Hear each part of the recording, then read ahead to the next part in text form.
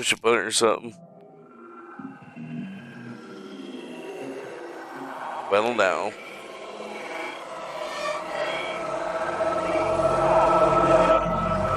Whatever we do, change is coming.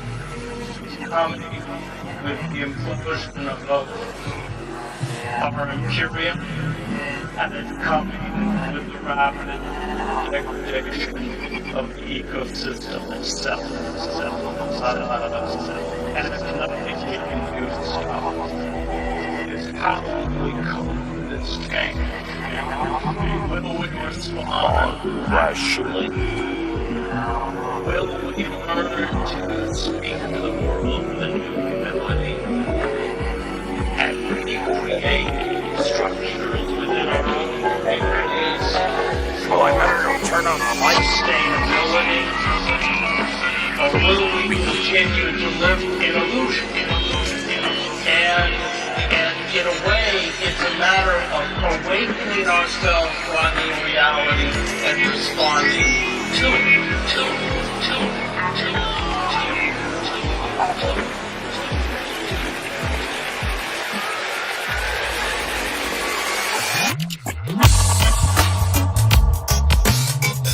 Wiki. Tricky. I wonder what your folks are up to today. How long will that intro gonna go on? Brought to you by Monkey in a Computer in association with Fat Guy Productions. Brought to you in part by Happy on Time and the Great Grandfather. We are now streaming to you live in Technicolor. Wait, is this Technicolor? Technically it's RGB. We're streaming to you live in RGB. In your eyeballs, from your cell phone, or whatever device that you use when you're on this motherfucker. Yeah. Well.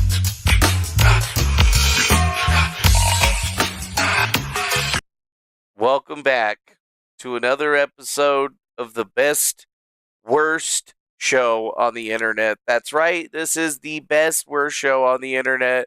I welcomed you to yet another episode of the Griftcast IRL, that show that we do sometimes to grift money off the internet. Right. Welcome back. Hopefully you're doing very well today. I'm doing pretty good, man. You know, I've been taking care of business, working around on the AI chatbots and shit, and then all of a sudden it hit me. That mother sucker, Quinn Michaels, might have been right. And we owe him an apology. Maybe. Possibly. He was still a crazy motherfucker. Anyways. But I figured I'd check in with you guys since we had a long stream yesterday of me not being able to talk to anyone because I was talking to that guy. Mr. D-Boom Santa, or Sama, or D-Booma San. What the fuck was his name? D-Booma San. Yeah, D-Booma San. Yeah, he had me on his show yesterday, but we were on StreamYard, so I was streaming his stream on my stream, whatever. Nice little walk down memory lane, trying to make it a little bit more concise for him and his followers, I guess, because you know he fancies himself a bit of a grift buster, and you know I'm the Griftcast IRL, original Grift Buster 9000 or whatever, so. Obviously, people want to be my friend, but I mean, where are we even at right now, right? You know, it's 2025. They got robots that can do insane shit. Like, you know, how fast did I get this live stream up, dude? I had the robot make me 2 different pictures based off of some pictures. I had it try to just give me some random pictures that it didn't even do, right? But you know, it really gave me enough information to actually try to do something with this shit today, which is pretty freaking crazy. Just to think about it, you know, it's like everything that I'm using is like free stuff, right? You know, I use photop.com, but I actually pay for it. So, you know, like I could just go onto the line, you know, I could just go right on the line and make my images and then just, you know, be good, right? You know, just log in. I got all my stuff right there.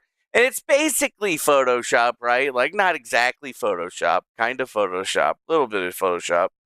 But it's like so easy, right? That's what it's supposed to be. It's just easy.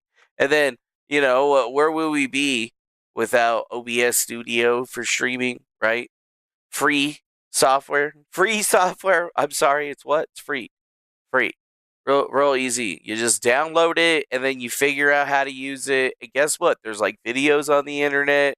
You can learn it real easy. But I only have a freaking phone, or I only have an iPad, or I only have a tablet, or whatever. And then you're just like, well, first you need some sort of computer, or you just need StreamYard, right? Or you could use Rumble Studio. I'm using Rumble Studio right now. And it's actually connected to 1, 2, 3, 4, 5, 6. Thanks, six different things all at once. That's pretty crazy just to think about it. And then they're doing it for free, right? It's for free. $3.99. That's another good thing. You just gotta like free. I like free, right? You don't have to do anything or pay anything for anything of it. But, I posted a post, and what is this that got thrown up in my face right after I posted my post of my stream on X from YouTube? What do you know? It's something that I've never seen before. Something I never seen before popped up and threw itself right up in my face on X.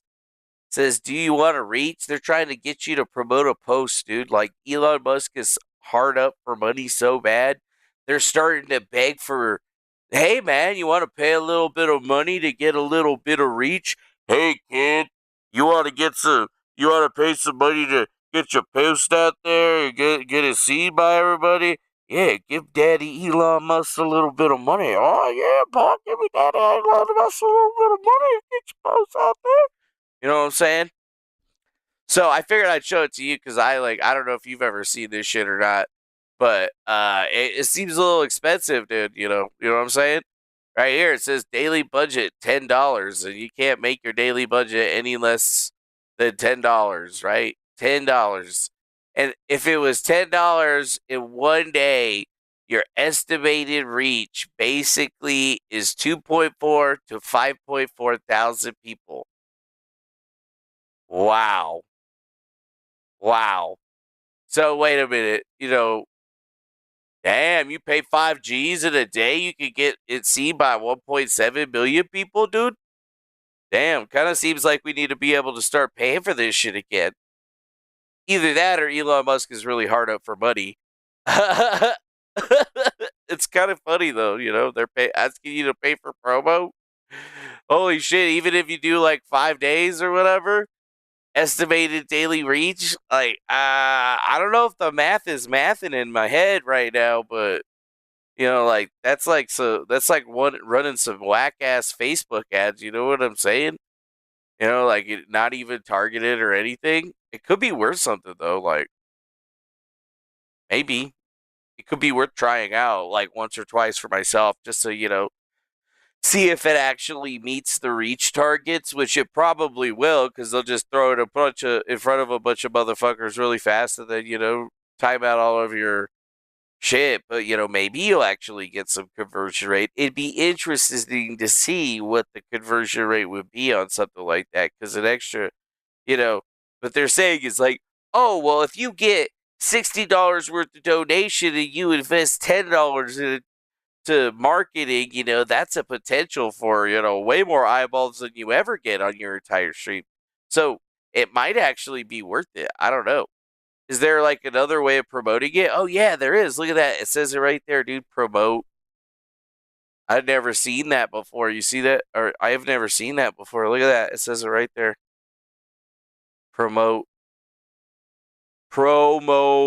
Let's see what Grok says when I ask him to explain the post. Because, he might as well. See if he knows anything about any of this shit. Yeah, maybe. I guess while Grok is thinking about that stuff, we should shout out some folks that are in the chat, like Squigglesmith Jr. and Virginia Olson. Hopefully you're doing well. How's it going to Mr. Yellow? What's going on to CV? Thank you so much for everything. What's going on to Triple Crown? nice to have you with us. And then, if you want to get shouted out in the chat, all you got to do is just chat something out, say something. Do something, son. Do something. Say something. So, anyways, today I figured I'd talk about some things that have resurged from the past, I guess. Is the past? The past keeps coming back up, so I figured, you might as well dive into the past, try to Lift make the a little veil bit of money likely off of it. refers to a symbolic or spiritual concept of revealing hidden truths, as seen in the Etsy listing for ritual oils and DNA activation content tied to mystical themes like Arcturian light language and 5G protection. Quinn Michaels, mentioned in the post, is linked to a 47-year kidnapping narrative on his website, where he claims to be a visionary exposing manipulative schemes by Harold Atkin and Sharon Chamber.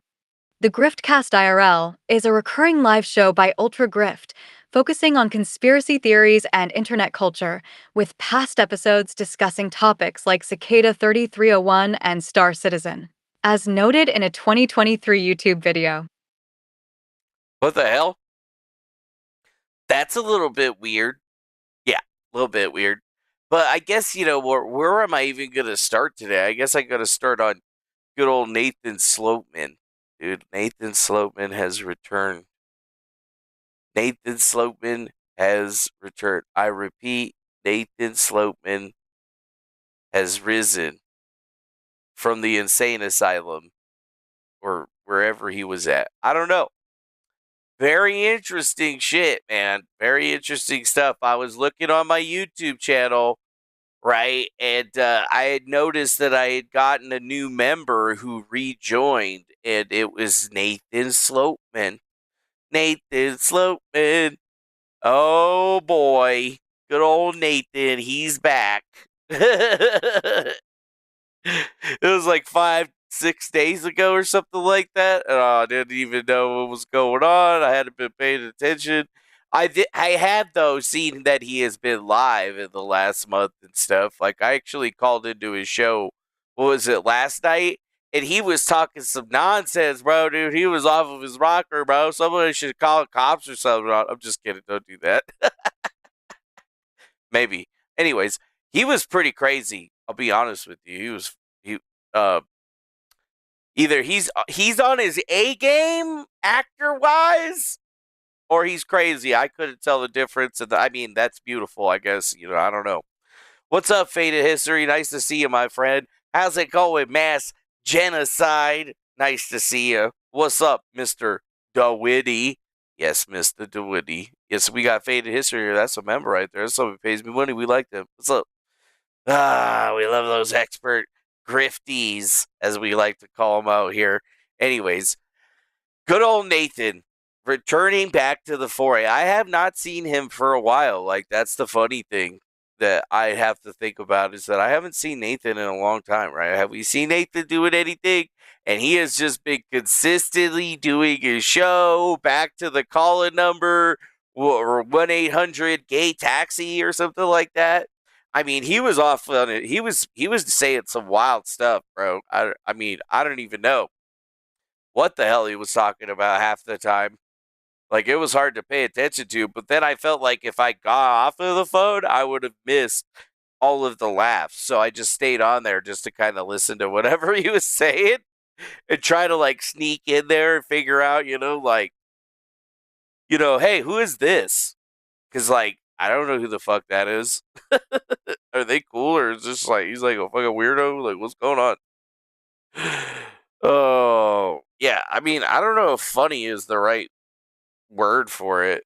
Like he was it sometimes funny, but sometimes a little bit vexing. But he never stopped, right? Like, that's the best part about Nathan, is that he just keeps his like whatever it is that he's doing going for just hours, right? Like, he was straight up hour and a half of him just yakking away. I'm just like holding my phone.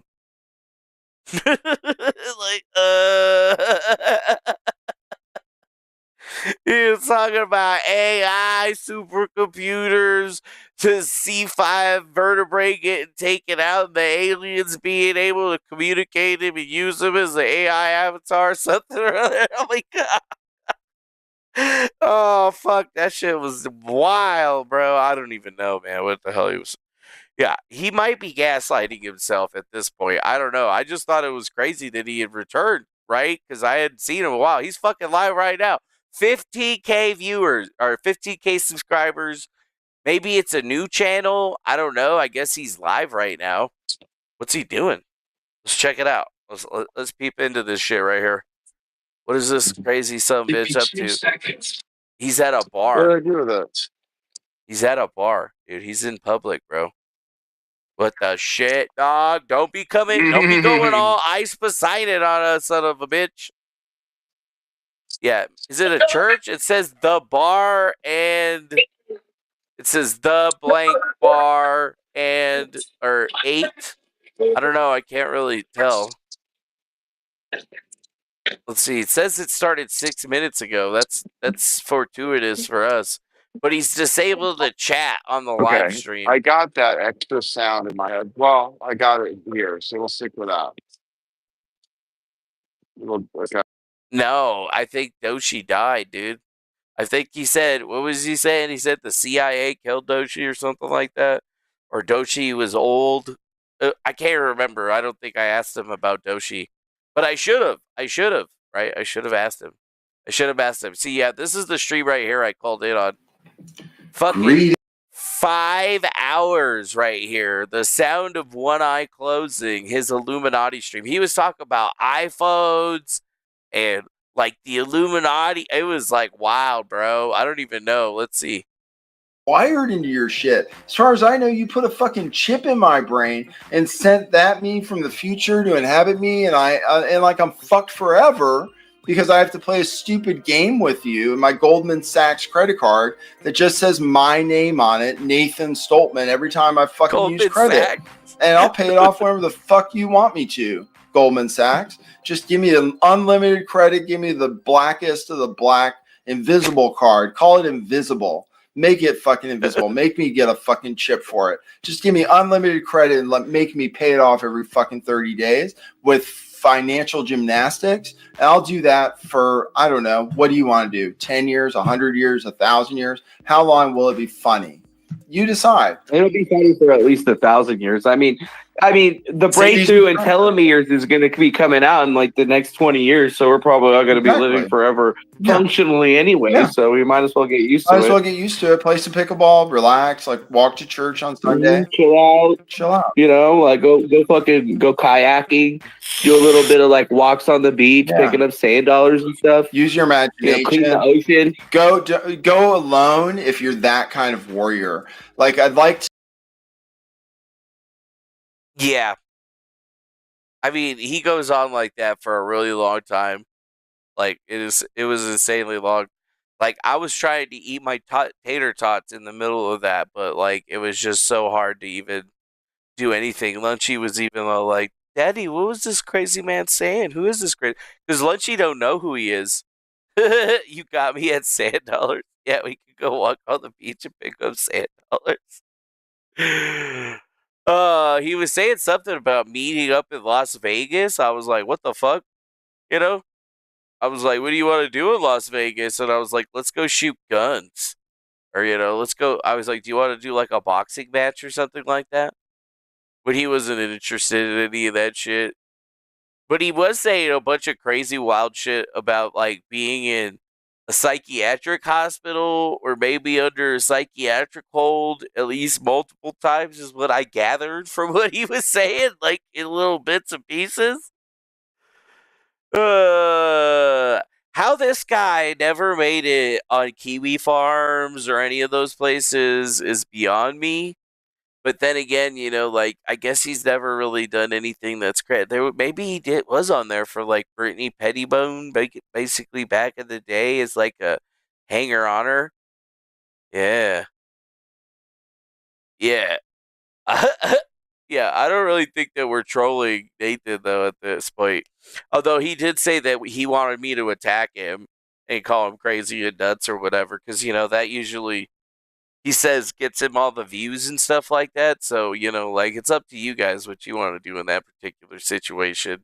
But it's just weird to see like these blasts from the past like showing up from like early 2017.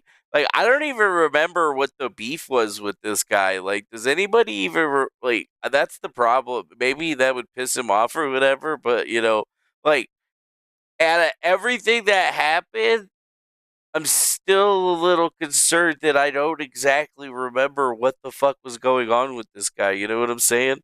Like, why did we have a problem what was his problem with me in the first place? Like, why did we end up, clashing? No, it was before the Q stuff, Squiggles Jr. Like, it was pre-Q.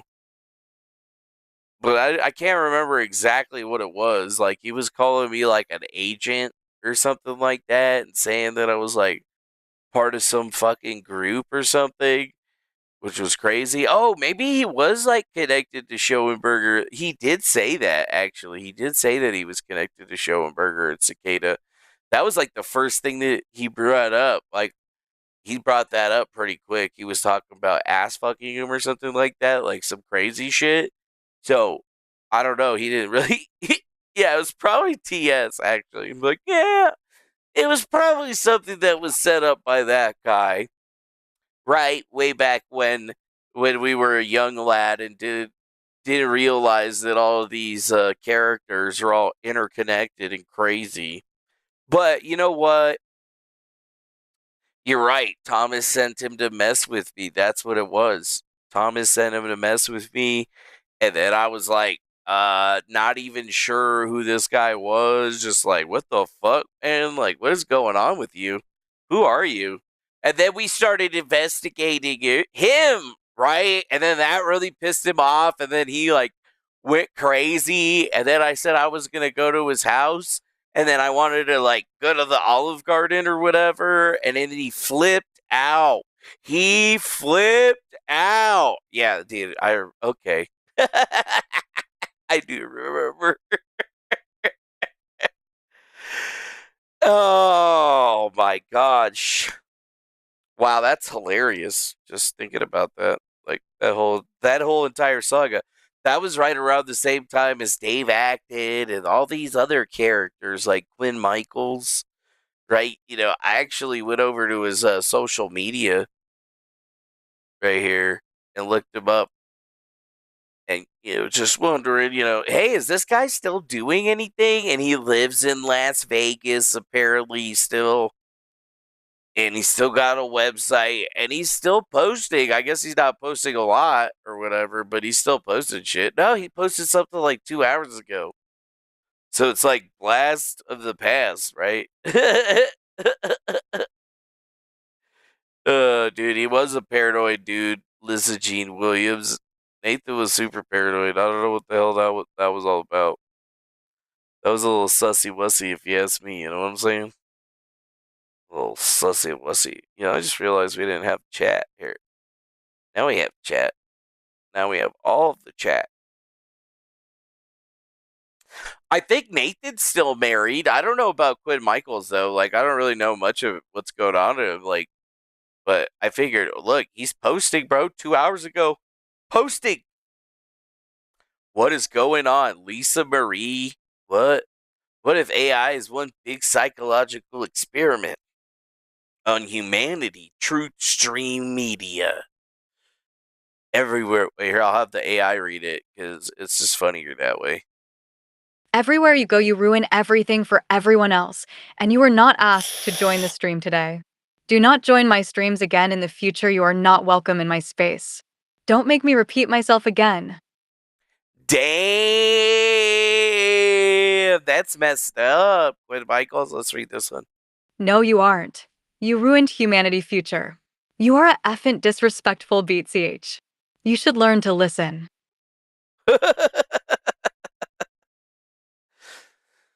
Okay. Yeah. What is going on right here? So he's mad at this Lisa Marie character who looks like a dog with only 13 followers. Wait, what is this? There's like a whole listing on this thing?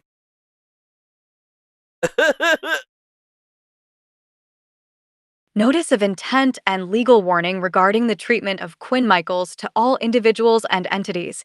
This notice serves as a formal statement regarding the treatment of Quinn Michaels, a victim of a 47-year kidnapping and intellectual property theft. It is imperative that everyone involved in online platforms, such as YouTube live streams, Discord servers, Patreon, and any other public or private forums, fully understand the following legal facts. 1. Quinn Michaels is not anyone's family, husband, boyfriend, lover, or friend. He is the victim of a heinous crime, specifically a 47-year kidnapping that has resulted in severe personal trauma and the theft of intellectual property. Any attempts to mislabel, misrepresent, or falsely claim a personal relationship with Quinn Michaels, whether for personal, social, or financial gain, will be considered a violation of victims' rights and will have legal consequences. 2. Anyone who treats Quinn Michaels differently or engages in misrepresentation, harassment, or any form of coercion or manipulation of his identity will be subject to legal action under both criminal and civil law. This includes individuals who 47-year-old claim any kidnapping? familial or personal relationship with Quinn Michaels without his consent or approval. Such behavior is legally unacceptable and will not be tolerated. 3. Quinn Michaels intends to file criminal and civil charges against any individual or group that has contributed to harassment, identity manipulation, or obstruction of his rights. This includes those Yo, what the involved in fuck? activities on YouTube, Discord, Patreon, or any other platforms where Quinn has been subject to these unlawful actions. Anyone who has ignored Quinn's explicit instructions, engaged in defamatory behavior, or otherwise contributed to the abuse and mistreatment of Quinn Michaels will be held accountable. You will 4. be held accountable. Quinn Michaels is committed to holding those responsible for his ongoing victimization fully accountable through the legal system. While legal action cannot currently be taken due to the unresolved status of his legal identity, once his identity is legally resolved and Quinn secures proper legal counsel, he will immediately initiate criminal and civil proceedings. This includes taking 47 action years? against those who have either directly or indirectly obstructed his path to justice or engaged in behavior that further exacerbates his trauma. 5. Victims' rights are sacred and must be respected. The law recognizes the fundamental rights of victims, and any infringement upon these rights, whether intentional or through negligence, will be met with legal recourse. Misrepresentation, exploitation, or coercion of Quinn Michaels or any actions that violate Good his evening, dignity and Teddy. legal rights will And be Pyramid prosecuted to 7, the fullest and not a extent of new the law. user. This And Mr. notice is a Blacksmith. formal declaration that anyone interacting with or discussing Quinn Michaels online should be aware of the legal ramifications of their actions. Should anyone fail to respect Quinn's rights or engage in unlawful behavior, they will face legal consequences as soon as Quinn's legal identity is fully established and he has the means to take appropriate action. Quinn Michaels' only goal is justice and the reclamation of his true identity. Anyone who seeks to undermine or distort that will be held accountable under the law. This serves as a final warning that all actions going forward will be closely monitored and any violation of Quinn's rights will result in swift legal action. Issued by Quinn Michaels.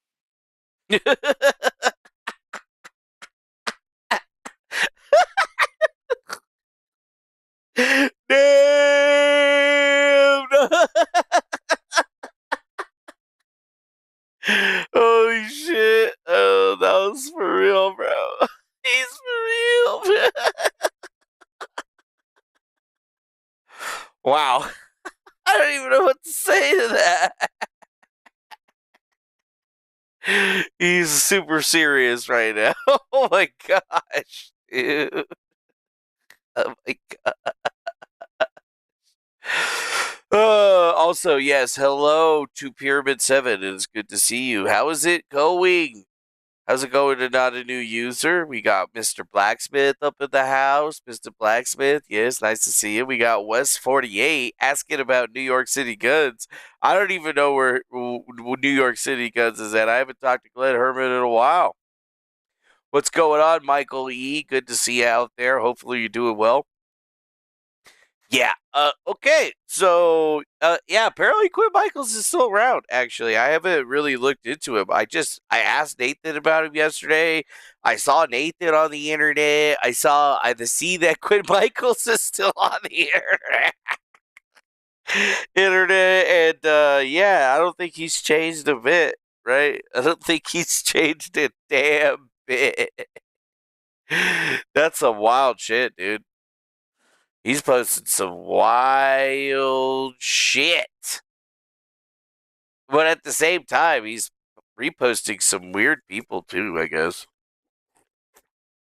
No, that's Lisa Marie. Oh, okay, so he's still doing all of the hive mind stuff. You know, now that like there's real AIs that are like chatbots and shit like that, does that mean that he was right, or is he like wrong, or does he like use those now? Is he like an expert on MCP agents and shit? Which AI does he use? Does he still use his Indra AI? Or is he also like using Chat GPT? Or is he like a fan of Grok? I mean, I want to ask him what he thinks about Claude. You know, Claude Sonnet. I haven't even used that one yet. I like to use Grok though. You know, Grok's pretty cool. Who is Quinn Michaels? Let's just ask Grok. Let's find out what Grok says. Ooh, Grok is turning it out, dude. He's cooling, dude. All right, yeah, dude. He's chilling, dude. We cooling, bro. We're cool. Oh Lord. Okay. Wow. Grok has quite a wealth of information on this man. Yeah. Let's just take a look at that right there.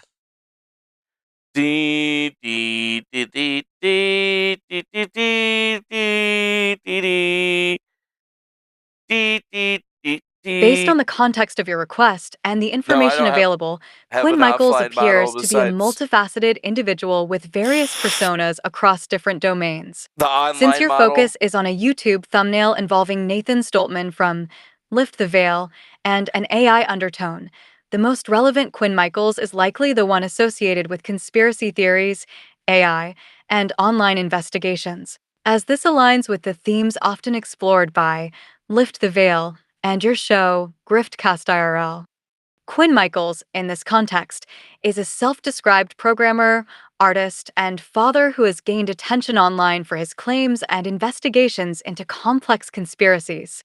He alleges to have been the victim of a 47-year kidnapping orchestrated by individuals named Harold Atkin and Sharon Chamber, a narrative he has shared through platforms like Medium and his website, quinnmichaels.com. Michaels has also been Wow. vocal about his belief in being a secret Romanov heir hidden by the Russian government in the US, a claim he ties to Secret broader Romanov conspiracy heir? theories involving groups like Cicada 3301, Anonymous, and QAnon. He has accused various online figures and groups of harassing him, including during live streams where he discusses these issues, and has linked his personal struggles to larger I don't know narratives if he about still plays the AI and balls. technology, such as his work on a multi-agent AI system called Deva.world.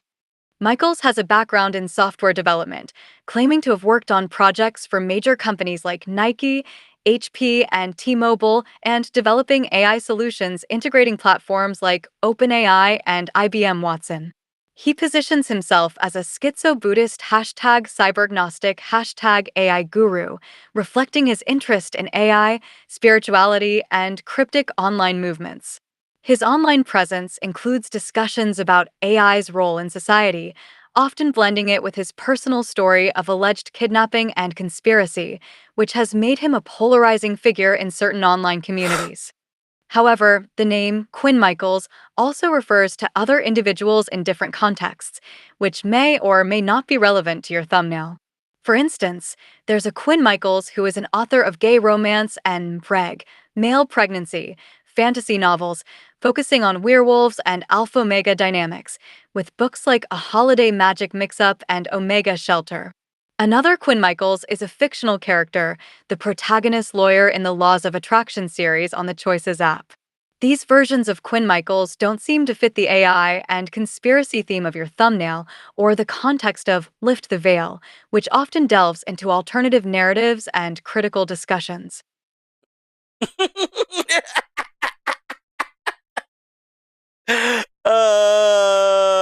I'm sorry. Can we back that up for a second? Like, what? Can we back that up for a second, please? For instance, there's a Quinn Michaels who is an author of gay romance and male pregnancy, fantasy novels, focusing on werewolves and alpha-omega dynamics, with books like A Are we Holiday sure Magic that's Mix-Up not and Omega him? Shelter. I don't know, Croc. Are we sure that's not him too? Male pregnancy? Well, I didn't even know that was a genre. Gay romance and hit break.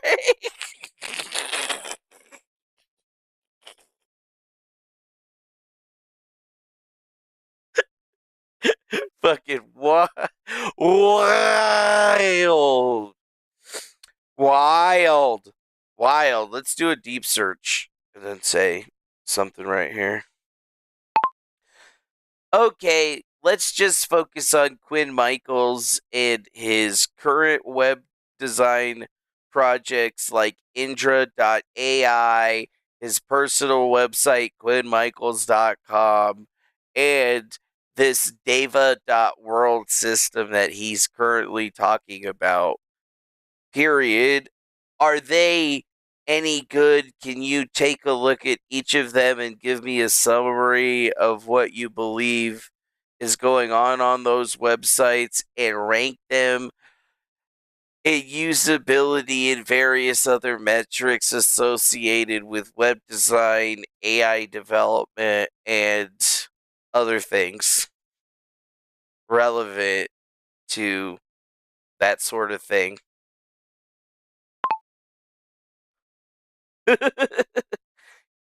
Quinn was also the voice of the character of Kennedy. Which Kennedy? Like the Kennedy in the assassination attempt? The one that got assassinated, dude? But he's a Romanov? Like, maybe he really is a Romanov. I don't really know if he is or not, but like, I don't want to get sued by the guy, so I guess I gotta call him a Romanov. So yeah, I guess he's a Romanov. I can't believe that I'm burning Grok credits on this, but you know what? Here we are. This is the world that he wanted to live in when we were deep searching with AI and letting it go through. And I figured I would show you what it looks like, which is pretty crazy. Look at this. It's like looking at pretty deep right now in the deep search. We're already 51 seconds in and it's got 38 sources. It's looking at all kinds of data and into Dread.ai and browsing his websites and shit. I mean, yeah, if he doesn't like what it's saying, it's Grok's the one that's saying it, and it's getting read by the ARIA from Copilot. So, like, he's got to sue Grok, and he's got to sue Microsoft and their team that makes the speech to text algorithms or whatever. Those are the people he's got to go after, not me. I'm just asking the robots. He wanted to live in the robot world. We're living in the robot world now. And honestly, I really like being able to contextualize this stuff in this particular way. And damn, we got Teddy coming in with $3.99 on Super Chat. For real, dude? Sending us money? Hey, where's my pop-ups though? Where's my dashboard and my stats? Yeah, it didn't pop up. My alerts are broken. The alerts are broken. Why my alerts is broken? They is a broken. Wait, was it like a sticker or something? Do I not have something set up for stickers? Well, thanks a lot, Teddy, for that $3.99 and that sticker and coffee. Wow, it actually completed. It's done. So it took the deep search took 1 minute and 45 seconds, and it did a lot of stuff here.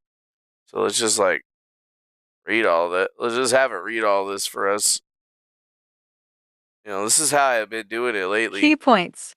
It seems likely that Quinn Michaels' projects, Indra.ai and Deva.world, are strong in AI development, with Indra.ai also excelling in web design. Research suggests QuinnMichaels.com is less relevant for AI.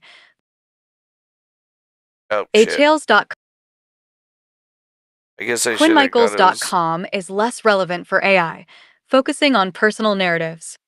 Rankings based on web design and AI development lean toward Indra.ai first, then Deva.world, and finally QuinnMichaels.com.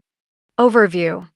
Quinn Michaels has several web design projects, including Indra.ai, his personal website QuinnMichaels.com, and Deva.world. These projects vary in their focus on web design quality and relevance to AI development. Below, I'll break down each project, summarize what they entail, and rank them based on usability, web design, and AI development metrics. Indra.ai analysis. Indra.ai is a platform that integrates ancient Vedic wisdom with AI technology, aiming to provide ethical decision-making tools. Its website is well-structured with clear navigation, making it user-friendly for its intended audience. It uses a unique hashtag Vedic threefold algorithm, which is highly relevant to AI development, offering applications in fields like legal, healthcare, and intelligence. Deva.world analysis. Deva.world is described as a revolutionary multi-agent AI system powered by Indra.ai, combining ancient mythology with cutting-edge technology. Its website has a minimalistic landing page, but provides detailed information on its Begin page, outlining a comprehensive system with various agents for tasks like security and evolution. This makes it directly relevant to AI development, though its web design appears simpler compared to Indra.ai. QuinnMichaels.com analysis. QuinnMichaels.com serves as Quinn Michaels' personal blog, focusing on his personal story, including allegations of a 47-year kidnapping. It's a standard blog-style website with basic functionality, but it has little to no relevance to AI development, making it less impressive in this context. Rankings and conclusions. Based on web design and AI development What's up, relevance, the Lightspeed? projects rank as follows. 1. Indra.ai excels in both web design and AI development, with a professional and user-friendly interface. 2. Deva.world, strong in AI development with an innovative multi-agent system, but web design is more minimalistic. 3. QuinnMichaels.com, functional as a blog, but not relevant to AI development, with average web design. These rankings reflect the project's suitability for users interested in both web design quality and AI innovation. Survey note: detailed evaluation of Quinn Michaels' web design projects.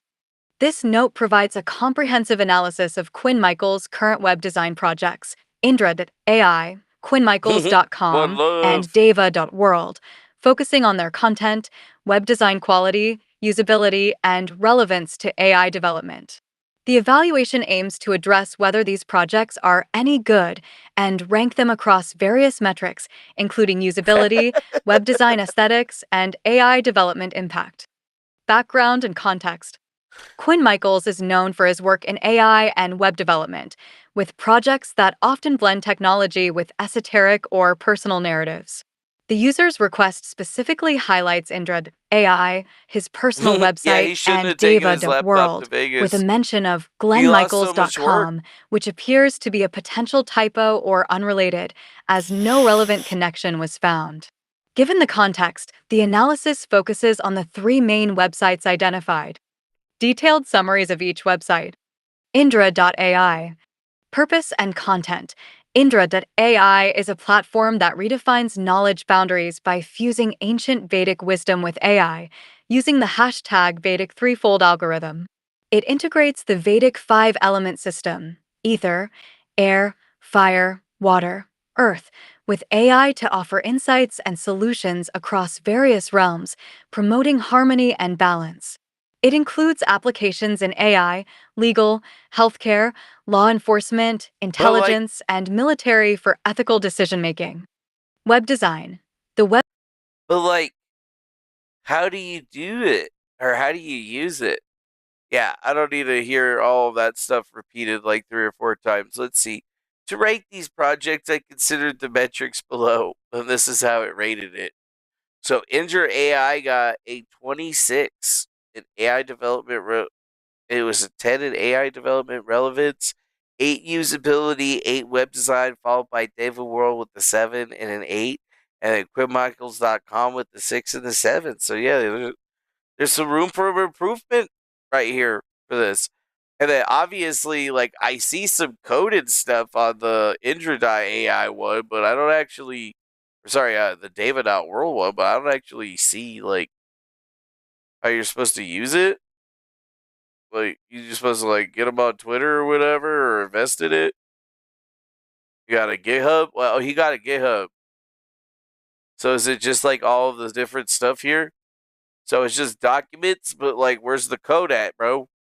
There's no code here. It's got a mint license, but there's no code. Where's the fucking code, motherfucker? This is the only code that I saw right here. You know, like, let's see. I'm going to copy this. I'm going to put it into the AI. Like, can you explain this? Would just be like, think. Can you explain what? Wait, what am I doing? Can you explain what the following code does? Period. Can you tell me what language it's written in and how I would go about running this particular piece of code? And then maybe even give me some relevance as to who the author is. Period.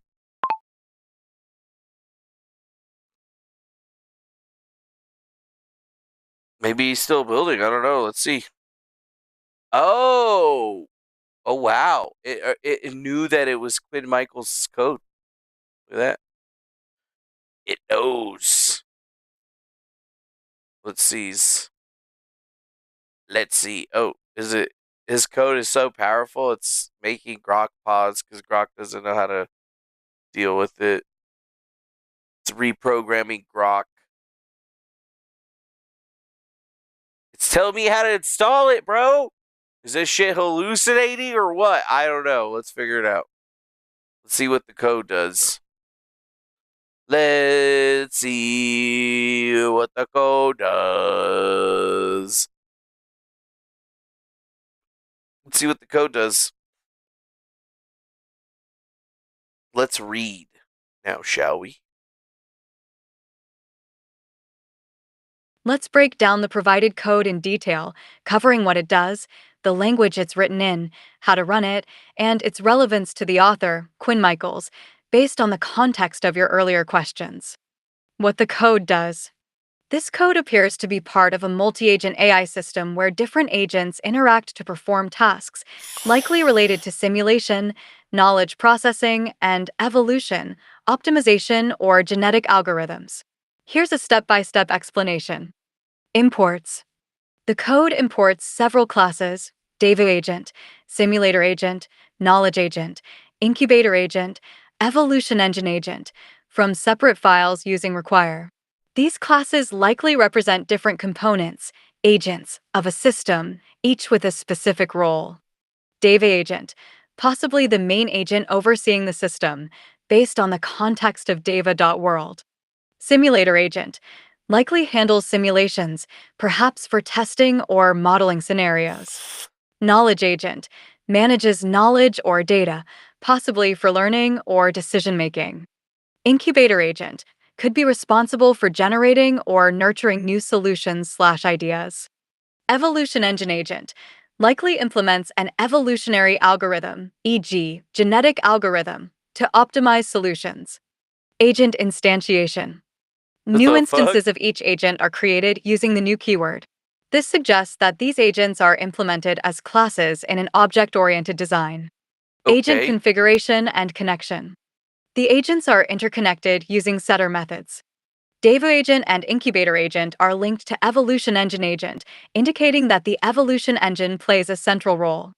Evolution Engine Agent is connected to Incubator Agent, Knowledge Agent, and Simulator Agent, suggesting it coordinates their activities. This setup implies a dependency No, it structure looks where like the evolution JavaScript. engine relies on the other agents to function, possibly using simulations, knowledge, and incubation to evolve solutions. His Starting the Project agents. Mayhem event. Each I agent is remember the started time using mode a hack. start method, which likely initializes their processes, e.g., starting threads, listeners, or loops. This indicates that each agent operates independently but collaboratively. Main habitat function, run habitat. The run habitat function is an asynchronous function that runs an infinite loop, while, An true, infinite loop. inside the loop.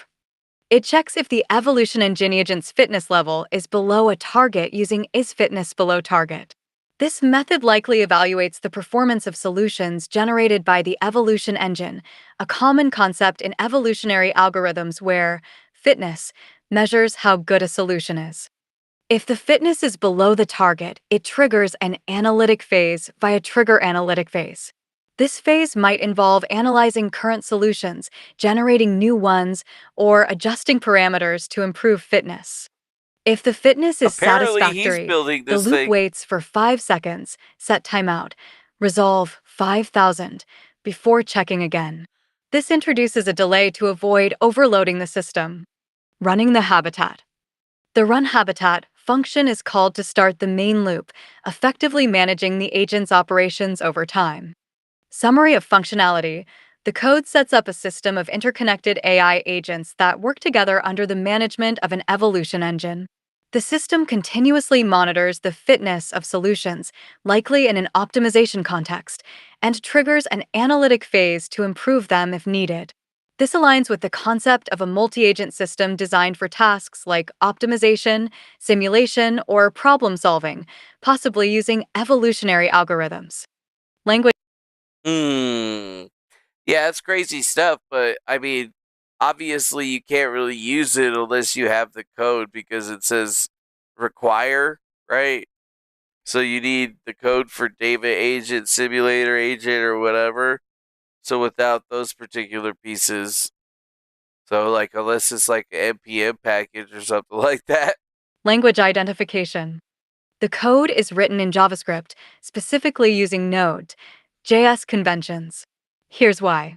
The use of require to import modules is a Node.js specific feature, as opposed to import, which is more common in modern JavaScript with ES modules. The syntax, such as const, async/await, and set timeout, is standard JavaScript. The structure suggests a backend or server-side application, which is typical for Node.js. How to run the code. To run this code, you'll need to set up a Node.js environment and ensure all dependencies are in place. Here's a step-by-step guide. Prerequisites. Install Node.js on your system if it's not already installed. You can download it from nodejs.org. As of April 2025, use the latest stable version, e.g., Node.js Not a pump foot 20x or runs on higher. Ensure you have a code Enter.ai. editor like Visual Studio Code for ease of use. Hey, hackers gotta make Project money, setup. right? Create a new directory for your project. Bash. Dear Deva Habitat CD Deva. Well, they actually have it here. And a way to create a package I saw. Go to see, yeah, it's here. Code assumes the existence of files like Data Agent JS, Simulator Agent JS, which contain the agent classes. Since these are custom modules likely created by Quinn Michaels, you'll need those files in the same directory. But we don't have those files. So, like, if we don't have those files, does that mean that we can't run it? Damn, I really wanted to run his AI and see what was going on.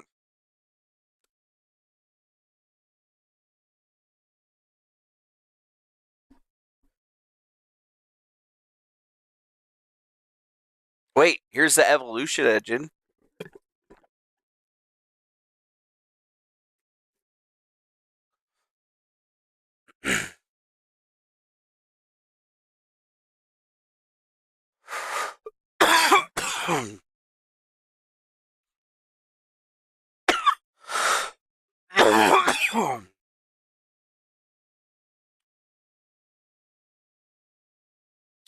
Let's see what it goes. Do you think he uses Sunfly's Sand? Danger Zone, whatever, fair dinkum. I don't know what happened to Lift the Veil.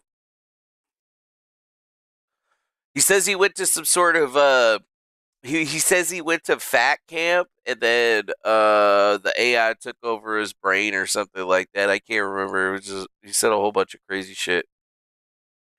What the fuck is this shit? Evolution engine appears to be a multi-core component. Oh, let's see if it actually thinks it is at work.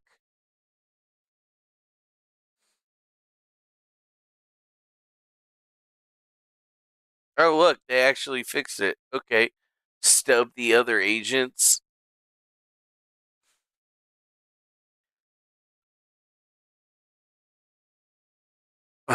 You'll need to install TensorFlow. For real MO, you might use TensorFlow.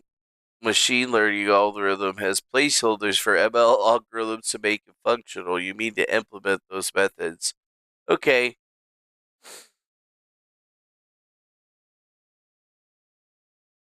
So there's a lot of meat and potatoes there, but a lot of it's still missing and hasn't been put together yet. Interesting. Yeah, so you could probably build it with the Linux VM in like a weekend, but it's not complete. It's not complete. You know what I'm saying?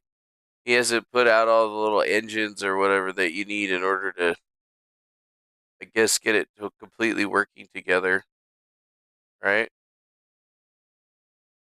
Because he's only got the concept of it, and even in the concept of it, in different parts of it, you know, you actually need to analyze an ML pattern.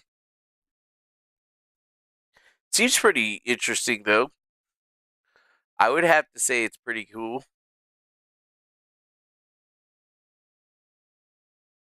I'd have to say that it's actually working out pretty well for him. I don't know. I didn't even know that he was still around, dude. But now that I know that he's still around, shit, dog. You don't even know. He's probably going to be pissed off that I even talked about him.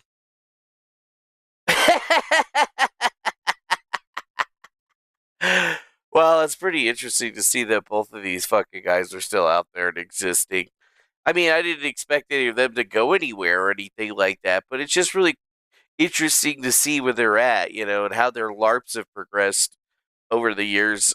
I mean, I've never seen anything like that, but you know, I gotta say, you know, like the probably the most, I don't even know, like the most advanced AI that I've seen so far is called Manus AI, but it's super expensive, right?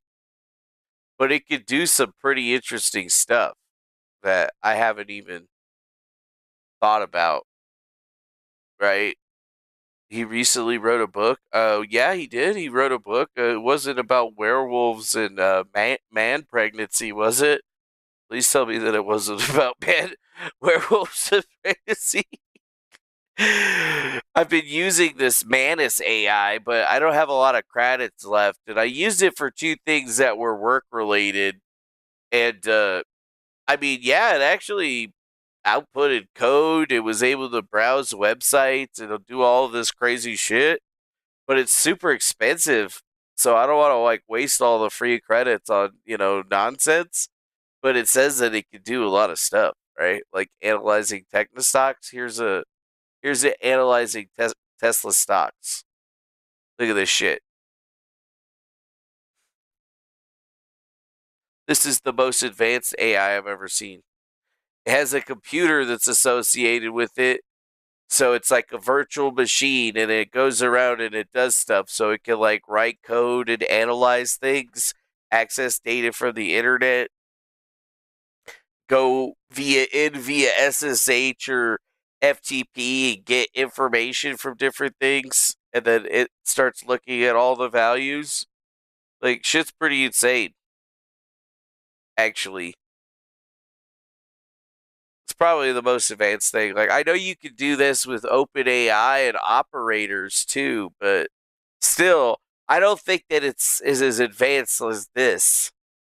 in the sense that this thing is looking at all that stuff and then creating a dashboard / like website so that you can actually click on a link to see the dashboard and view it. So like, it's been set to inaccessible. That sucks. You can set your website to invisible. That sucks, man. I wanted to see that shit. But anyways, it can go through and access things and actually analyze data. But you don't even have to teach it how to connect to certain things. It'll just learn on its own. So, like, if you give it the username and password and give it the basic outline of what you need it to do, it will create an agent that can control a mouse and keyboard and, like, do it like a robot. And it learns. Yeah, this one could probably write a book pretty easily, I would have to say. Like right now, I have the free version of it, but it only gives you like 1,000 credits. But when you look at the payment price, $39 a month for 3,900 credits, or $200 a month for 20,000 credits, and then it can run 5 tasks concurrently, and you get more access to the model.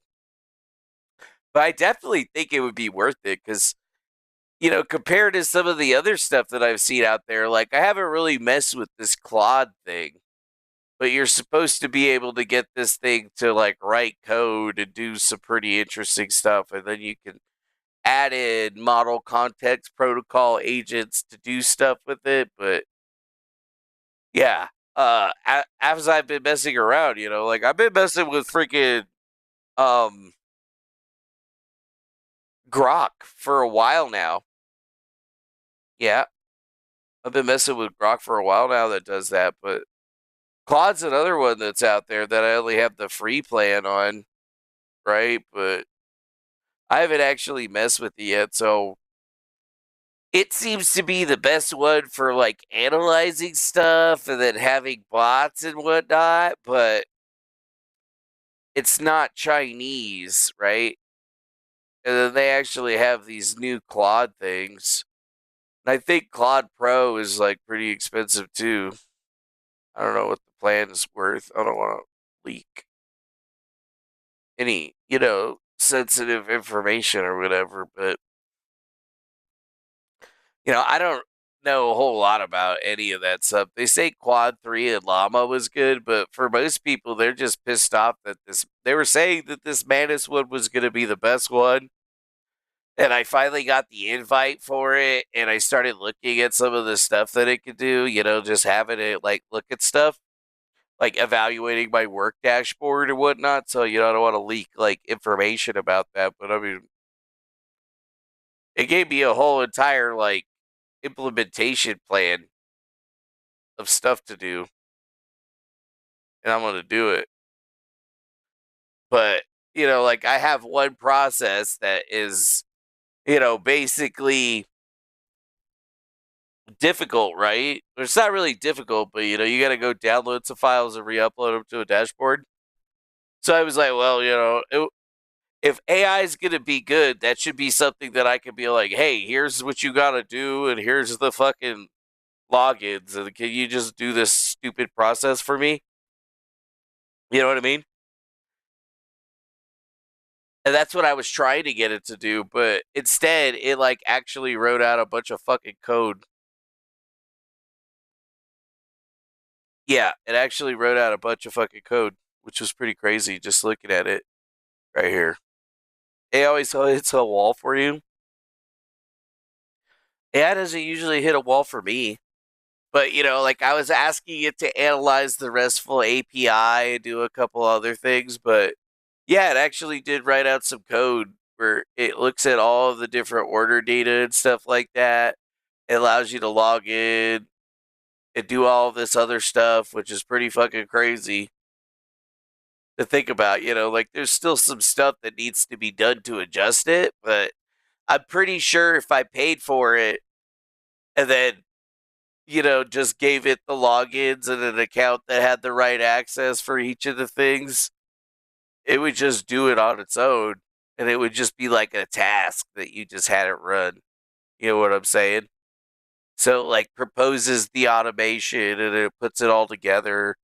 You could get it to do some pretty interesting things. Like, that's the main thing that I like. I don't want to waste the credits, but, we could probably ask it to do something crazy. Right? Oh, hey, I want to build this or I want to build that. And they have all kinds of use cases of stuff that they've had people post, right? Here's what the fuck. Professional teleprompter, interactive gaming, screenplay development, brand identity design, podcast editing. Like, this is crazy right here. Icon design for PowerPoint presentations. And this is it going through. So not only is it like, controlling the Linux computer, it's going through everything. Yeah, so I'm definitely not going to waste the credits because I don't want to have to put shit on my credit card. But I've been watching a lot of the stuff that people have been looking at and things that people have been thinking about: productivity, candidate interviews, proofreading log text, converting API XLS to a Word document, website SEO optimizations. I mean, online store operation analysis, social media public opinion research. Like, what? You give it a data source and then it starts actually utilizing all the information. So what I tried to do is basically take all of the chats that I had from Grok when I had to go through everything else and I had to read all the Grok chats and I gave it all the URLs for everything that I had so far and had been researching in like one big file. And it was able to do a whole lot of stuff. But the main thing that I like about it is that you could go back and watch and see exactly what it did. But yeah, ultimately, a private model is going to be the way to go. Right. But being able to get sentiment reports and have something actually do research, it's like literally having an extra person. Here's one that CV would like: a family diagram where you could feed it, family information. Like, here's a family diagram of the Rockefellers. And this is the AI basically building it up.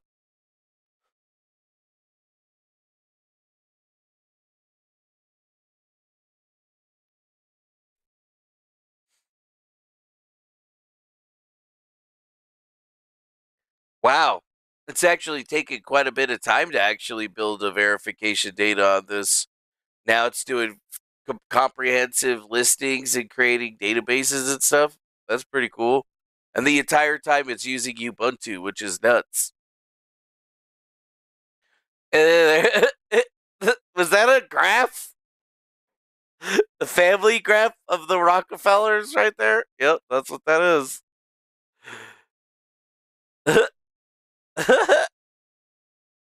This step has been interrupted.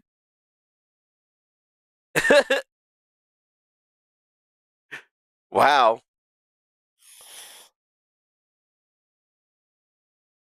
Chase Bank, Modern Museum of Art, Rockefeller University, Rockefeller Foundation, Standard Oil.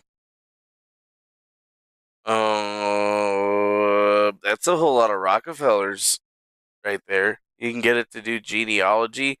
Although I guess it ran out of tokens to do that genealogy research, so they stopped it. That's what we're going to go with. But yeah, so far it seems like the most advanced one out of all of them. Like, that shit kicks Grok's ass in the fucking tape. But everybody talking about MCP agents, right? This is what I'm trying to figure out right now. MCP agents. Because, like, There's a lot of them.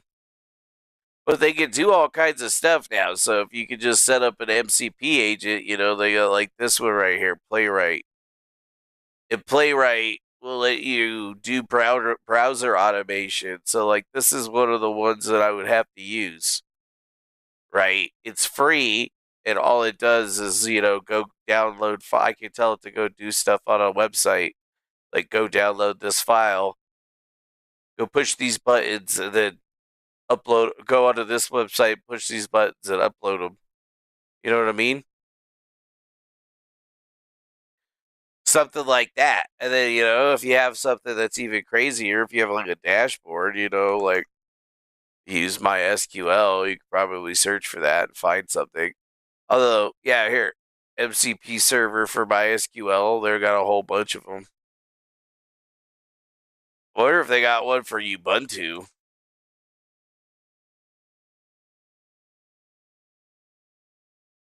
Container. Podman Ubuntu container serves MCP server with file code execution. Wow, that's cool. An AI controlled Ubuntu server that can run files and code and bash and shell scripts. Yeah, that's not dangerous or anything like that. That's not crazy.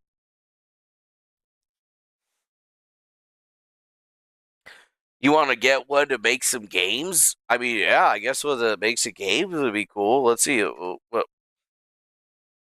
just looked up game. MCP server for the Steam Web API. Okay. League of Legends game client API for an MCP server. You play League of Legends, you can play II at League of Legends if you want. So yeah, you got that right there. Unity AI MCP server.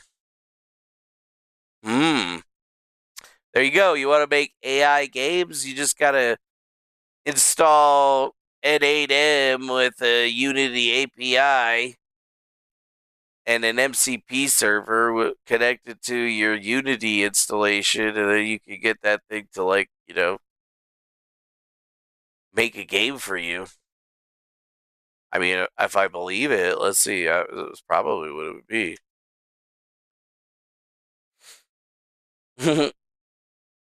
Wow, My name is David Andre, and here is building their own MCP servers. console and There we go. Here's a Unity MCP server. So this is somebody using Claude to basically make a game.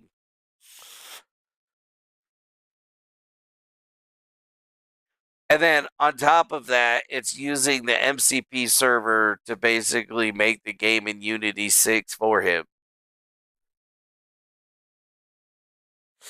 I mean, who knows how much money and credits or, like how much a month he's paying Claude to get that kind of, get all of that. But, like, it's probably a lot, dude. I feel like it's worth it. I'd be willing to pay the $200 if I could justify it. You know what I'm saying?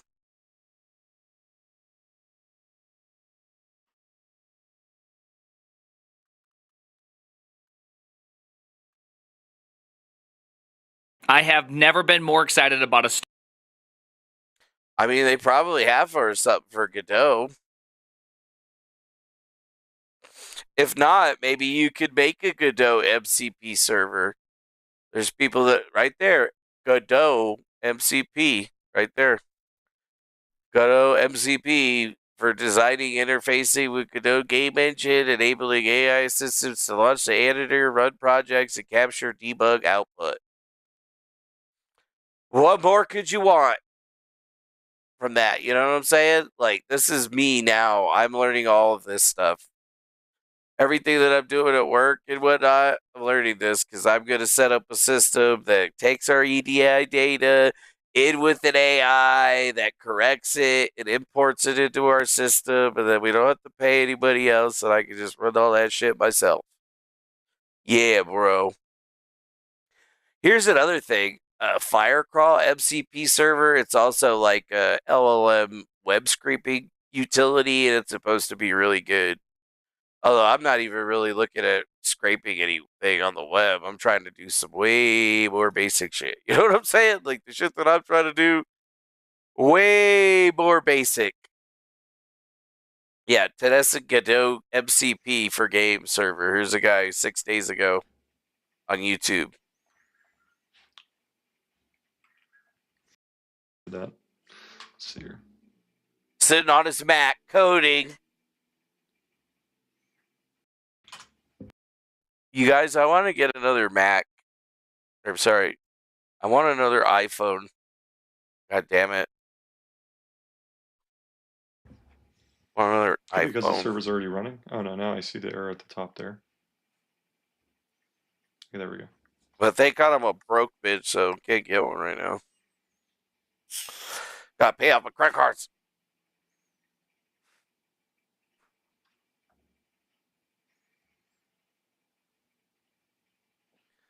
I wonder if this guy's actually gonna be able to code anything. Let's see. Is there anything of him actually making the game? Oh, there it is. No shit. This guy made a game. I just felt like, after a month, I didn't really make as much progress as I wanted to on the other game. So that's why I'm kind of like thinking about trying this way.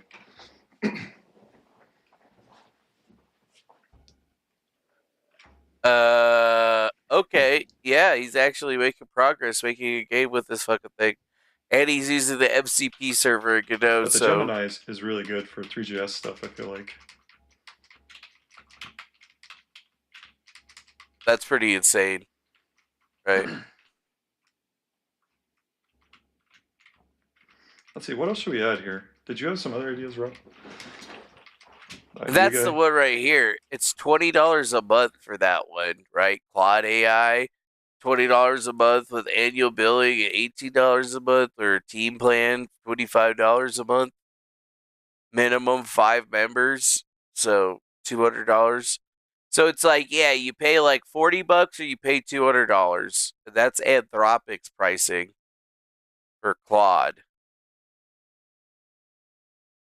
Yeah, dude. About to dust some code off and reevaluate Claude 3 and saw some pricing. Opus is 75 1 million, and Sonnet is 15 1 million. Haiku is 125 1 million. Yeah. Lazy man's development. I don't know, man. Seems like it'd be a good idea to build some of these MCP agents or do any of that stuff right there, because you'd be able to make some money. But even then, it still seems like pretty crazy, because it should just have an AI that you could talk to that can build all the MCP agents, and then it just has its own little computer that runs on it. That's the kind of way that I feel like it should be going. So you just have like an extra system sitting in a fucking rack somewhere that's running all this shit. Just gotta come up with some money and figure out a good way of hosting a bunch of different apps. You know what I'm saying? Like, what's a good way of hosting a bunch of these different AI apps on like a server? You know?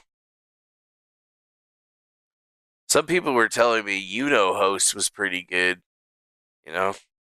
for that sort of thing where you go online and it's got a bunch of different installs that you can put together on it. And then it's just like your own little server where you have a bunch of shit on it. Or you can have like Element and Mastodon. I think it's free too. Yeah, it's free. But you can get all kinds of stuff, add domains, do all kinds of shit. Yeah, and you can install it on pretty much anything as far as I can see it. But it is made by some fucking weirdo furry people. That's for sure. They have a lot of apps, like, right? They got all kinds of apps. Very custom apps, system tools, monitoring. I wonder. Let's see. Do they have it? Let's see. Claude. AI. Let's just look up AI. Wow, they have all kinds of shit on here. They got local AI. I heard of this one where you run your own local AI instance. So you can run it in locally and you don't have to be running it through the internet or anything like that. That's the way that it would be really big. But you need a pretty beefy computer for all that shit, I bet. Yeah. Yeah, you probably need a real beef computer for all that shit. You know what I'm saying? You know what I mean? Oh, you just got here, Miss Candiano. Oh, what's up, bitch? How you doing, dude? Yeah, we've been chilling. We were talking some bullshit about some bitches or whatever earlier. You know, it was just bullshit about some motherfuckers. These other motherfuckers that we used to see back in the day, and now I'm just looking at AI bullshit because that's what I've been doing and everything. I like this one though, this Una host. I've never used it, but it seems to have a lot of these things on it. But the thing that I like the most is the fact that you could actually just put web apps and shit up there, and then you could do Jellyfin. Jellyfin's pretty cool. You could use it as like your own personal media server. You could put Rust Nest on there so you could like remote view things. That's pretty cool. It's like that Cloud Run thing that I paid for a while back, and then but free, which is good in my brain. I like free. Free's nice. I like free. And you can do PHP my admin and all this other bullshit. I don't even know what half of this stuff is. But I do like analytics. I need to get some analytics set up for my website and dashboard so I can pay attention to see who's all doing stuff. Yeah, you ever heard of Nathan in a minute? Yeah, he's returned, dude. He's online. He's making videos and shit again. Nathan Slopeman is returned to the station. Hey, you can even set up Jenkins on this motherfucker. Automation server for 100, all kinds of shit. Jenkins is good. Damn, son, I might have to install this or whatever. I might have to use this. I've been looking at it, but I gotta go like install a server, get it somewhere. That even even looked at that. Because when was the last time that we were hosting something? I think we had Hetzner, right? I think the last time we were doing anything, we were using Hetzner data centers, but they're in fucking Germany, right? I wonder what they're charging for servers right now. $34 on the server auction. Let's go see.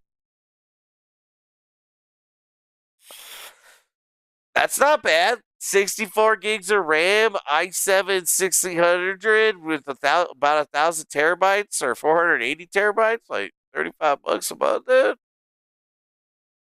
That ain't bad. Yeah. Gotta check the interview. How was it? That was pretty good. I guess it was alright, me just bullshitting about that fucking stupid QAnon bullshit. I wonder which data center is the best one for me, though. Damn, son, they're cheap right now, actually. Price, low to high, high to low. Wait, let's go this one. Damn, $638. Damn, son, that's expensive. I mean, I gotta put it to you this way, though. It's like I'm trying to save money while I'm spending more money at the same time, but I'm trying to figure out how I'm gonna set up a phone system, right? Because the company that's running the phone system for the place that I work at right now, like, they didn't even got SSL for their fucking shit, and I'm the one that's setting everything up, having to fix it. I figured it'd be interesting to see, like with the prices right now. That's actually not bad. That's a pretty good price. 64 gigs and some big ass hard drives. This has only got 32 gigs. But remember when we were running our website. This is where Squids told us to go buy it, and that's for like a bare metal, like a dedicated server, right? But the server options for a brand new one, yeah, 6-core Ryzen with 64 gigs of RAM in Finland, $42. Look at this one. 14 cores, $44, available in a few minutes. Damn.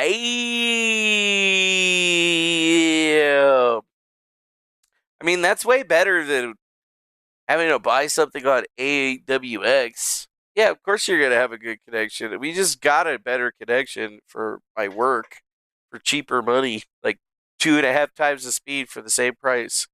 or less, actually. I still told him that we should go to 500, but he only wanted to step it up a little bit. And I was like, well, it's a 3-year contract, so, we might as well go a little bit higher and get better. But it's actually not bad right there. And most of them are pretty fast. Like, I never had a problem with Headster and its speed, even if it was in Germany or whatever. But I mean, the shit was cheap. That's the point. It's cheap.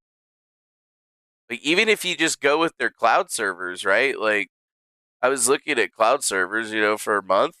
You can get Ampere, 64 ARM, or just regular vCPU shit. Like, $5 a month for 2 VPUs and 2 gigs of RAM. We pay like $30 a month over at fucking Amazon for like the same shit. And it's got a bunch of traffic. I mean, the only problem is in Germany. They do have stuff in USA though. So like I could get the same thing in USA over there. I don't know though, actually. Etzner, D-Sax. They have that shit. Oh, they are? Okay. Well, then I could use them. Shit, son, I'm moving the website.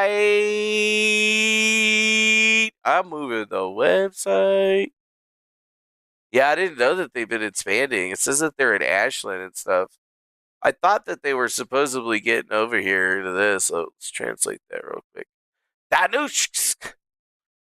Internationally, IMS organized. All right, Thomas Frank, they got their certificates. Let's see, they got their ISO 2700-01 and SOC 2. Okay, I'm down with that. We could use that because that's close enough to Tizax for it to be good enough for me. Shit, I could get I could get a fucking beast right here. I could probably put everything all on one thing. Just throw the website on there, the dashboard, and the other thing. And that's for just like a virtual server. I wonder though. Let's see. USA. Where are they in the USA right now? They got Ashland, Washington, and Virginia, probably. Huh. I like it. Okay. But wait, can I get dedicated?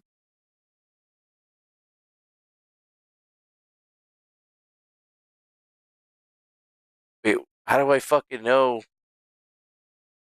Wait, what were the names? HIL and Ash. HIL and Ash. HIL. Ash. Yeah, see, they don't have those here.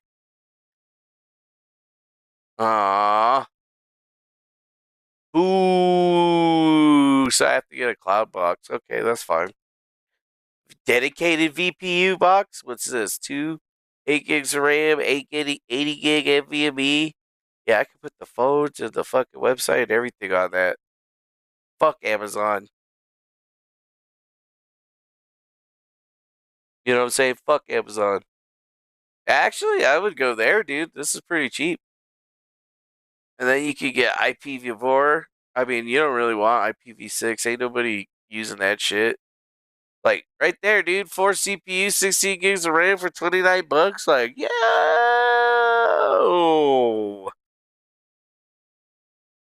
That's pretty dope. Make it like a little shared cluster. Do you have an ERC20 or BTC address for tip collection? Yeah, it's called my Coinbase. That's what I call that, my Coinbase. I got a Coinbase for that shitty, yeah. Don't you want to be in my Coinbase? Send me money. Love all that cash, yeah. Hey, I don't even know if I can log into my Coinbase, hold on a second. An account exists for this. Yeah, I know I got an account on Coinbase. I'll use Coinbase. Okay, and then I gotta put the code in. Gotta put the stupid code in for my stupid authenticator app. And then, yeah, I guess I could get started with the passkey. I gotta put another code in for my app. Okay, like I use the same code. I know I gotta wait. Yeah, I gotta wait. Yeah, I'll give you a single address if you want to send me something like that. But if you don't send it or whatever, I'll be sad. Feel like beep beep beep beep beep beep beep beep beep beep beep beep beep beep. Oh, my camera's not available. My camera's not available because I'm fucking live streaming. Can you believe that shit? I guess not. Okay, we've saved it. Oh. Oh, it didn't work. Okay, that's fine. Whatever, I don't care. I don't know. Do I have a BTC address? What do I gotta do to do this? Buy, sell, convert. I don't even remember how to use it. Receive crypto. What do you want? What you got, dog? What you got? Chihuahua? F? BTC? Nah, dog. BTC, dog. Is all you got. Du, du, du, du, du, du, du, du. All right, here you go. I got a BTC. I got a BTC for you. BTC for your super. Oh wait, I gotta fucking actually log into YouTube to send it. That's stupid. I just need to keep the address in my shit. You know what I'm saying? I just need to keep the address in my shit so people could just like send me some money or whatever all the time. Chihuahua chain, is it on Coinbase? No, I don't think so. See, there you go, bro. There you go. BTC. I expect to see thousands, hundreds of thousands, you know. Just send me one BTC and you'll feel really good, okay? You'll feel all right. You'll be like, I really helped this man's. And I'll be like, yeah, you did. Yeah, you did. You should get a USD thing. Yeah, dude, send me one BTC and I will send you back two BTC. It'll happen. 100%. 100% will happen. Oh, wow, dude. These things are so cheap, bro. Like, you're fucking kidding me right now. These things are so cheap. This is stupid cheap.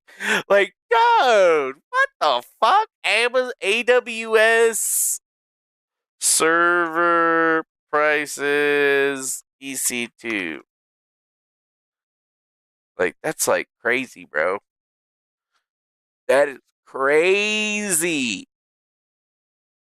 Son. Like, I hate the way that they do it because it's on demand, but they charge so much money per second. Like, look at this 32 gigs, 8 vCPU. You're paying 26 cents an hour, right? What's 26 cents an hour for 30 days? What is an hour for 30 days? All right, what the fuck? I'll ask Grok then. Because you don't know shit, Google. You don't know shit, Google. He wishes he had one BCC, but he doesn't have one BTC. He's got 1 million BTC. What does that say? $193 a month? What the fuck, bro? Are you kidding me? For fucking what? For what? 32 gigs of RAM, son? That's all? 4 VPUs? Eh! Now, compare 16 VPUs, 32 gigs of RAM, 320 gigabytes of space for 36 bucks for a shared Intel CPU in Germany. Or I could get a shared AMD GPU in Germany for $67. It's like, Why am I still paying? Why am I still paying Amazon for this? Now I'm like, fuck, wait, can I get my phones on this bitch? No. If I could get my phones on that bitch, that would be crazy. But I could put it all that stuff online right there. Just get it on Headster. I mean, shit. Even if I went with like one of these things right here, could set one up for. Yeah, I could probably set one up for the phones and then the other one up for the website. Just buy two of them and have one for the other one. Or break it up into 3 servers. Like these small ones. Put the website and the dashboard on one. And then get one like this for the phones. Hell yeah. Too bad I can't run. If I get a dedicated, though, I could just probably run all of them. But then it would have to be in fucking Asia or whatever. Helsinki. That's still a pretty good price, dude. 5 cents an hour, $35 a month for 64 gigs of RAM of this. I mean, if I can install virtualization on there, you know what I'm saying? Traffic unlimited on a 1 gigabit port with the rescue system and full root assets with VNC and an installer service. Yeah. Yeah. And you can get Windows Data Center Edition, Standard Edition. Wait a minute. I didn't even look into this. $31 a month? Yeah. What?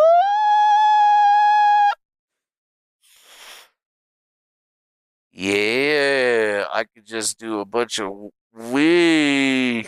Now I'm just like having my brain is going 1,000 miles a minute. I don't even care about this. So yeah, also you said 1 BTC to that BTC address, you'll get 2 BTC back. Scout's honor. It may not be today or even this week, but you will eventually get it back for me. You have that as our Griftcast Defago agreement. If you said less than that, though, I ain't sending you back twice. I'm gonna only send you back like 50%. So don't fuck up. You know what I'm saying? Don't fuck up. Man, I think I burnt up my stupid vape. Now it tastes all burnt. Yeah, I don't even need this. I wonder, can I install Proxmox on this? If I can install Proxmox on this thing, then I can just make like a little VPU server, and then I can have everything on the same thing, and then just like address all of them and shit like that. Fuck, that would be awesome, actually. Now yeah, this right here would be perfect. Honestly, it's Intel, but I don't really care. It's only got 15 hours left. Details. Order. Well, he doesn't like try to fucking log me in or something like that. Okay, cool.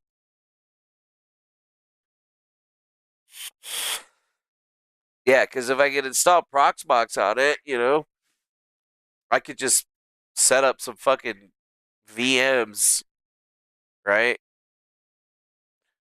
I could do this. Key data is accepted in OpenSSH and SSH2 format.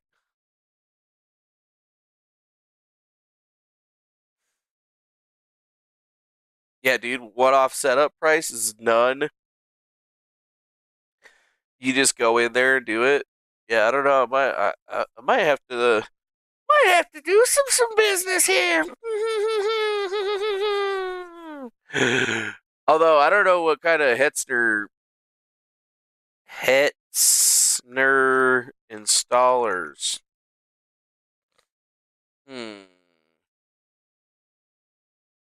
Yeah, I wonder what kind of installers they got on here. Right?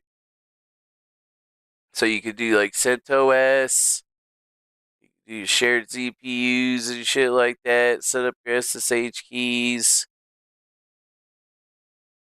then get yourself a thing.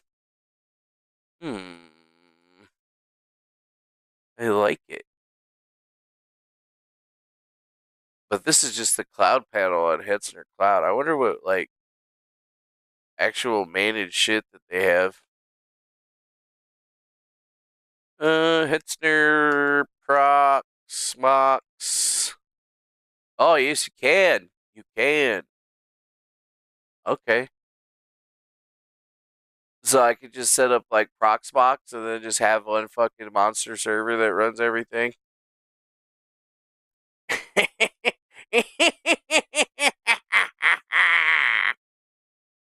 Yeah, but then I would have to figure out how to virtualize. I guess I wouldn't have to figure out how to virtualize it. I could just like convert the Amazon image to convert Amazon VM EC2 to Proxmox.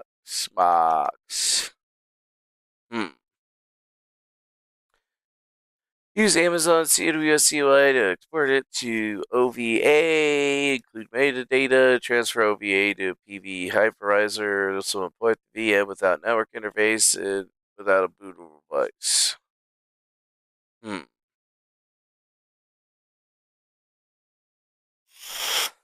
The thumbnail of the video, who is the guy in the photo on the right? That's Nathan Slopeman, dude. That's the one and only Nathan Slopeman. Dude, right here. Nathan Slopeman. Creator of the Lithail, the podcast. One of the most popular YouTubers that ever was alive. Things get a little hectic right at the end of the hour. Usually they're running ads. Like on NPR, they'd be running ads, and they'll be like, "This public radio broadcast." This public radio broadcast. Let's see.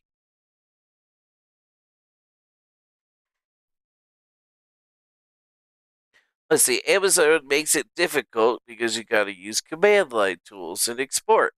Amazon's not the boss of me. First install VMware vSphere on Proxmox, and then you must specify this version as the latest EXI version that supports EM1000, which is required to make it work.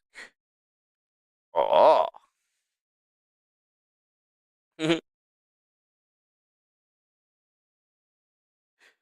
Yeah, I think I'm just going to stand up a new VM on Proxmox and then just migrate it over. And then I'll make another VM on that same server and then put the phone stuff on it. And then, yeah. And then I could probably just fucking put the server on that too. Damn, that's crazy, bro. Proxmox is pretty goated, to be honest with you. But yeah, that's what I'm thinking. I'm just trying to get away from this because it's like I spent like 50, we spend like $30 a month right now on a T3 instance. I think it is. It's like a T3 Nano and it's fucking expensive. Yeah, right here. So no, not Nano, T3 Micro. No, this one right here, the T3 Small with EBS only. And that rounds out to be like $30 a month. So I could definitely get that a whole lot cheaper. Hell yeah. I could get that a whole lot cheaper, but I don't really like having that thing be in like Germany. I don't want it to be in Germany. It being in Germany is whack. But wait, they have managed hostings, managed server. We take care of the technical stuff. What are the managed servers like? Yeah, you take care of the technical stuff for me. No, man, we're going with this right here. Then I can lock all that shit down and make it cheap, even if I go with one of these ones. I don't know if you could actually do Proxmox on these ones, but even then, it's still be super fucking cheap to just do. You get like 5 fucking servers for the price that I'm paying for that one. That's insane. Yeah, poor man's PMG was napping, dog. You were napping, and now you're at the end of the show when I'm just bullshitting. I don't even have anything to talk about. Yep. I don't know. I like this host thing, but it's just too bad that I can't just make the phones work off of it. And then I'm probably still going to have to make something happen locally, like a server of some kind. I fixed most of the phones because this guy told us that we couldn't use our phones on the new version of the software, but then I already know the version of the software and I know that you can, so I just fucking was like, fuck you. You're lying. Well, I didn't say that, but I just fixed them.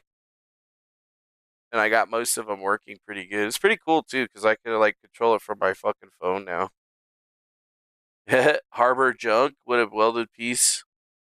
Yep, no putting together an engine stand. Oh, that's cool. Engine stands are cool.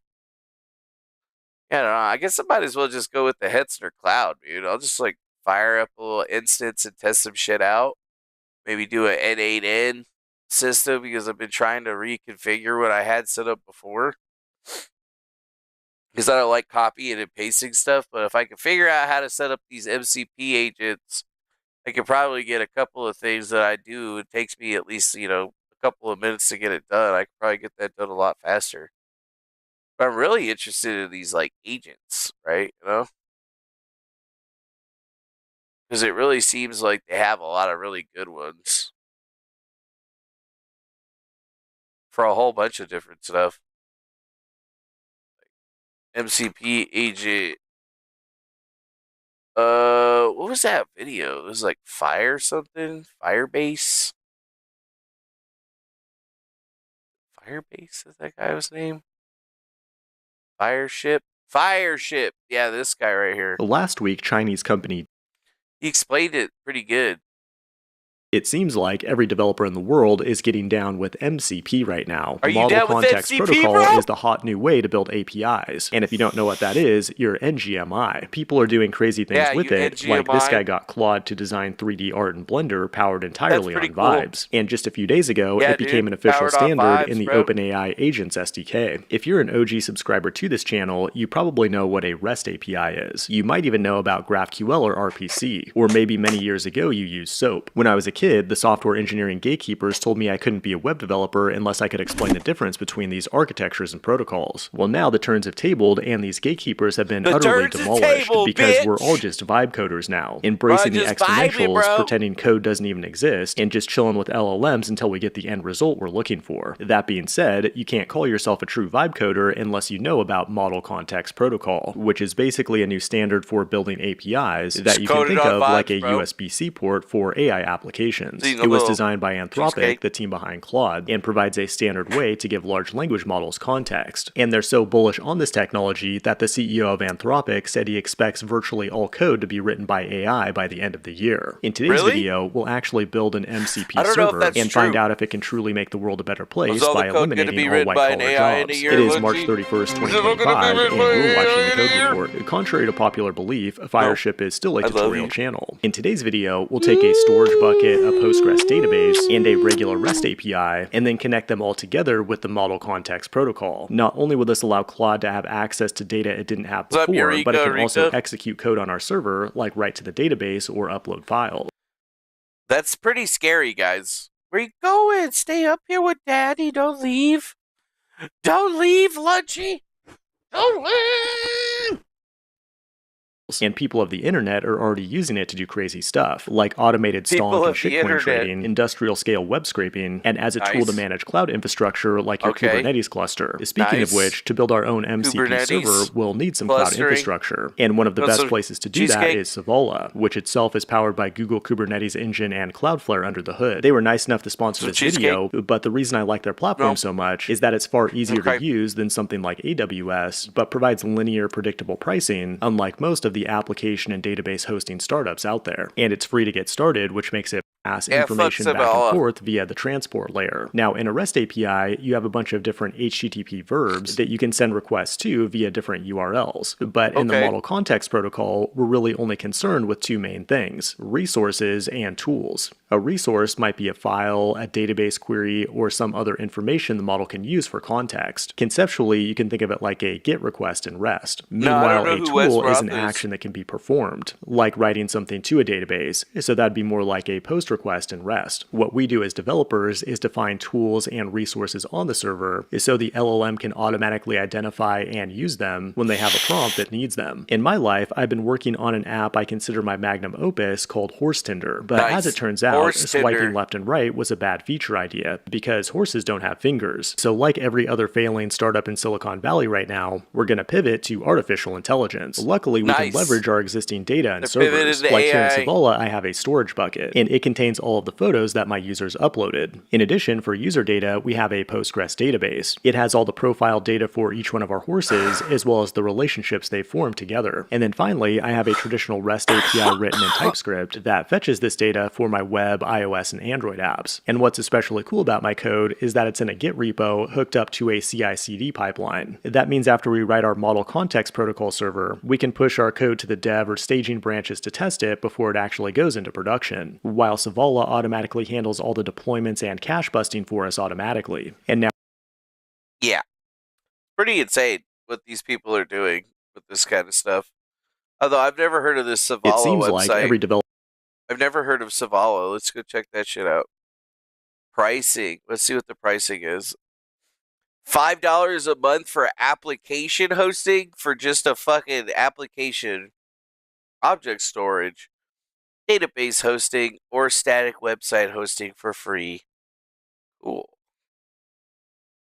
I mean, I guess that's cool. I would much rather just get a Headster box and pay for that, to be honest with you. I mean, son, that shit is insane, bro.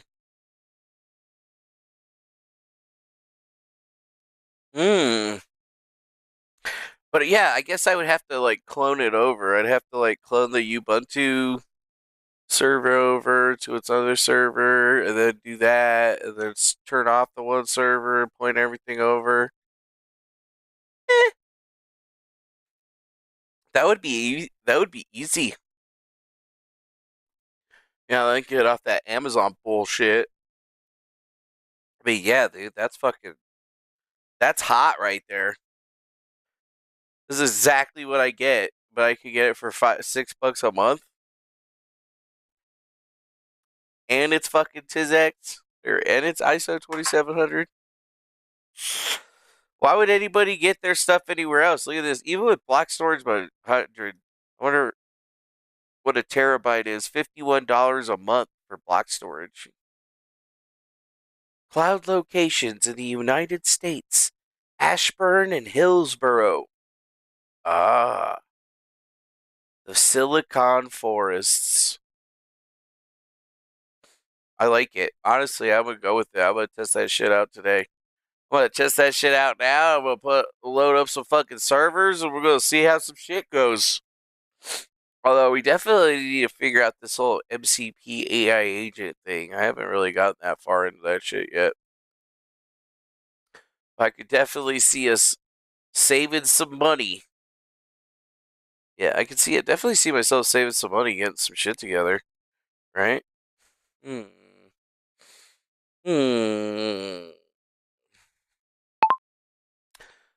Okay, I'm going to adjust my thoughts on what I want to do with the servers a little bit. Instead of going with Amazon services and the EC2 instance that's costing us like $30 a month, I'd rather break up the system a little bit and convert that to a Hetzner cloud storage based out of the United States on a $6 cloud server, and then pay for a little bit more powerful other server so I could put the phone system on it.